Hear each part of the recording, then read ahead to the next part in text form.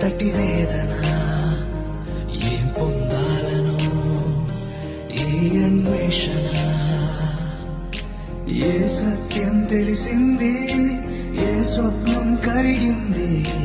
ఏ కిరణం తగిలింది రెప్పకి నొప్పిగా ఉంది ఈ సమరం ఎందుకిలా జరిగిందో